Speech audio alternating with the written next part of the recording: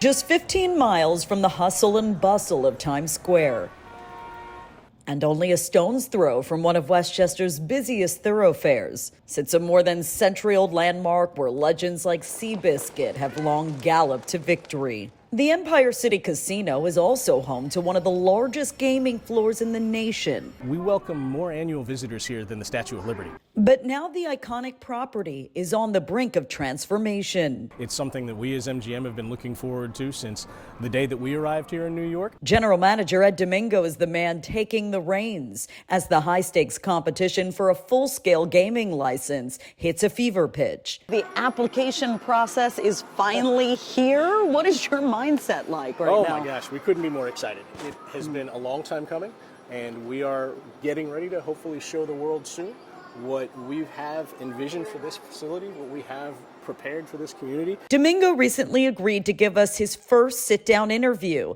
and even cleared out the casino floor. It takes an act of God in the Gaming Commission to be able to clear the floor and get filming out here, but we're happy to do it. Yeah, I see a lot of security surrounding us right now. Absolutely. Domingo made it clear from the get-go why MGM believes it was a smart bet to roll the dice on Yonkers. We know that this is going to be an incredibly competitive process. As you said, these licenses to operate casinos in and around New York City are some of the most valuable that have ever existed anywhere. And we know that there is tremendous competition out there.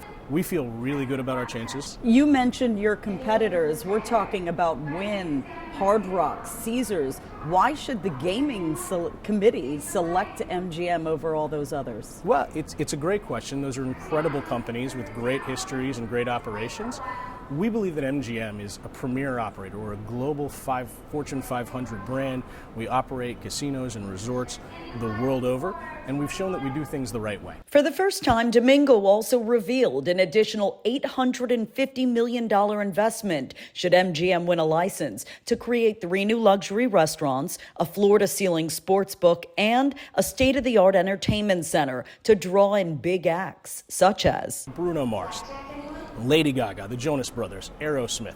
The list goes on and on. Let's talk job creation now. I know that you are expecting an expansion to create 13,000 direct and indirect jobs, but I want to drill down. What kind of jobs are we talking about here? Minimum wage, union jobs? We checked heading into this interview, and the average casino worker in New York State made $48,000 last year.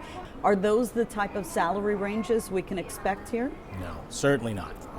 I don't know which casinos you're checking upstate. You're definitely not checking ours, because our employees at this facility specifically make, I would put it on an argument that they're the highest wages and benefit packages of any casino in the country, arguably. We have many employees here who are making over 6 figures a year.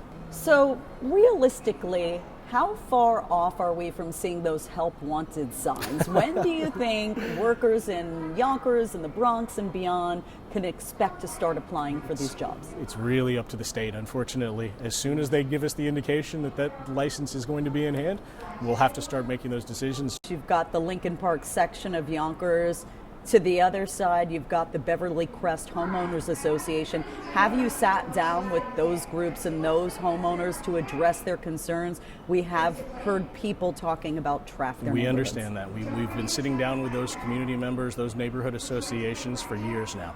We sit down with them regularly. How much gambling revenue are you forecasting this project to generate should you get the license? So currently, this facility is, not a lot of people know this, but this is one of the biggest casinos anywhere in the country already. And we generate more tax dollars for the state of New York than almost any other entity. Since this casino opened in 2006, we've generated $4.4 billion in education funding. It's over $300 million a year. We expect that number to continue to grow. Give me a ballpark of the figures that you're forecasting. Yeah, so, we're a $600 million gross gaming revenue property today. We think that number easily goes up to $1 billion. And when you're talking about $1 billion, $1 billion, these are huge numbers. But we did hear similar projections back when those 4 casinos were selected upstate to receive licenses several years ago. Yet almost all of them have fallen short of revenue targets. Why are you confident that the same thing wouldn't happen here in Yonkers? Tara, that's a great question. I've worked in a variety of markets in my time in this industry. Our company has operated in a variety of different markets. The key to any development project is to understand the population of an area and the discretionary income in an area. Let's play a game of hypothetical, shall we? Sure. There are 3 downstate licenses up for grabs. Let's say you get one of them, the other one goes to Resorts World at Aqueduct, and the third goes to an operator somewhere down in Manhattan.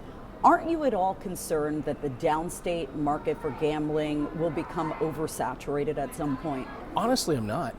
If you look at the markets like Chicago, Philadelphia, all these cities where they've added casinos over the years, and you look at the number of casinos, the number of operators you have in those places versus the number that we're talking about putting in New York City, in and around the city, I think that there's plenty there for everyone to draw from.